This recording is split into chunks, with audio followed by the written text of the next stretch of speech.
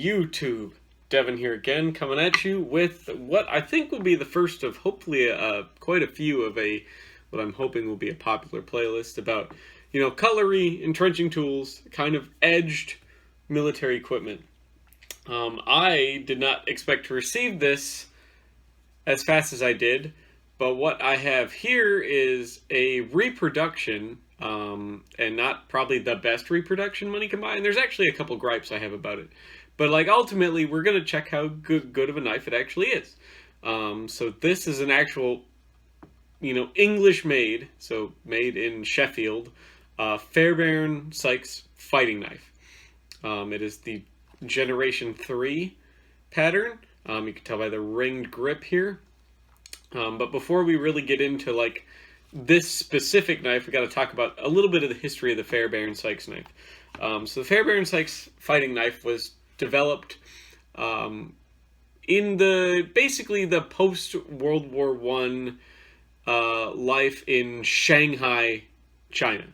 So Mr. Fairbairn and Mr. Sykes were working within the British Empire. They were running police stuff like that. They were working with the police, or were police officers or something like that, in Shanghai, China.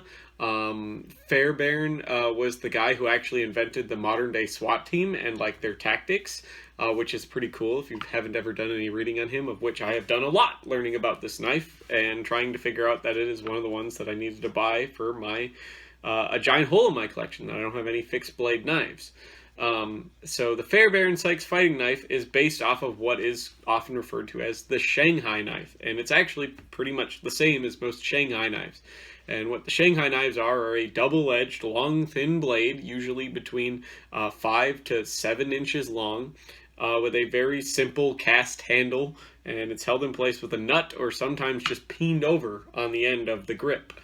And it's meant to be pretty easily concealable. It's meant to reach all of the vital organs through a substantial amount of clothing, and it's supposed to be pretty easy to use. It's supposed to be tiny, compact, light, simple to manufacture, relatively cheap, but it's supposed to be durable, hold an edge, made out of decent, good steel and stuff like that. The earliest ones would have cast brass handles with knurled surfaces, the Type 1 and the Type 2. The Type 3 would go to an aluminum handle with this ringed kind of grip, which gave you better grip because the knurling was pretty light on the brass-handled ones. But for all intents and purposes, this is actually a fairly easy knife to wield and to use and stuff like that. So this specific one was, if we look at the tang here, well, not the tang, the cross guard of this knife. It is made by J. Nowill. Let me wipe all the grease out of it. Yeah, J. Nowill and Sons in Sheffield, England. And then it has your British proof marks. If I can show the camera, if it'll actually light up there.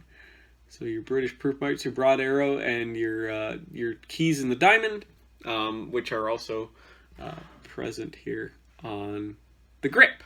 So this is actually a pour, I guess. This is by no means a cheap knife. I got mine because I actually have a friend who had multiple of these, so he sent me this one for free from Iowa. But this is actually a fairly cheap knife, and I read a lot of reviews on this knife, this specific knife, the J. Nowill and Sons reproduction of the Fairbairn-Sykes knife, and I have a lot of people complain that the blade is, offside compared to the grip and stuff like that, and the fit and finish isn't really that great. But I don't really kind of see what that problem is. I know if you're buying a knife as a collectible, that's kind of not cool, but for the price you're getting and what this is and what the originals were, because the originals were very crude, believe it or not. It was meant to be just a lethal stabbing weapon. And they were cast-handled knives. They weren't bespoke knives by any means. They were cast-handled knives, crudely hammered together and fit together, but they got the job done. And they were easy to conceal, and they worked quite well. So I don't see why people are complaining about that really to this knife, because the blade steel in this knife is actually pretty good. It holds an edge quite well. It tends to, work quite well. It's for someone like me who has tiny hands. The grip in this is still rather tiny, actually, but it's a knife that you could grab pretty easy in the the hand. It fits well in the hand. It seems very light, very well balanced, easy to operate. So right at kind of just the front of the handle, or so right about where the cross guard is usually where a knife is supposed to be pretty well balanced. So this is a little bit further back than that because of the heavier handle, but it's quite easy to wield still. The blade is long enough to reach everything. It has quite a sharp point on it. As you can see, it has quite a good finish on the blade. The blade is very well like jewel blued. It's quite pretty, actually, this knife is, I think. And you find a lot of the original Fairbairn-Sykes knives would be not blued. They'd be in the white blades. Not very many of the originals around anymore. When you do find them, they are quite expensive. Most of the reproductions are pretty bad, but I don't think this is actually all that bad of a reproduction.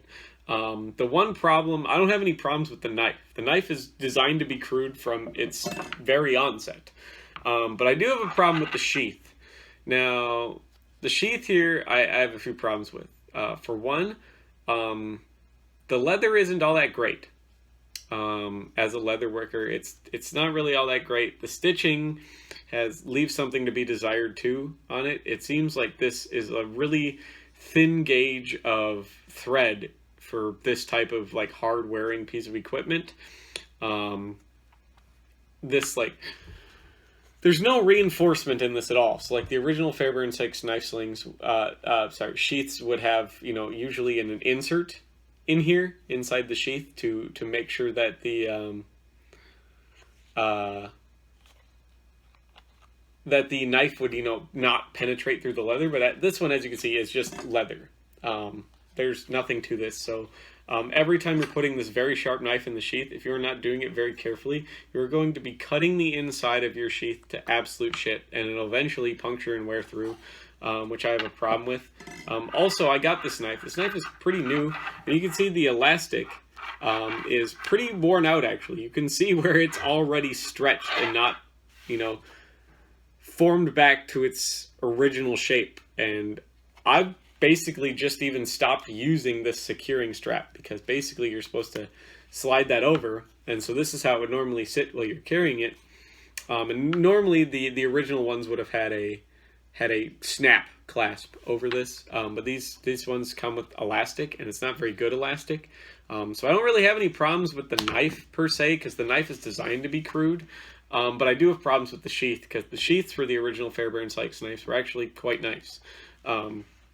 But just to show you how good this knife actually is, I've taken the liberty of poaching a chicken breast. And I feel like this will be kind of just a common thing we're going to do, and we're going to just see how it stabs through this chicken breast, how hard I have to push and stuff like that.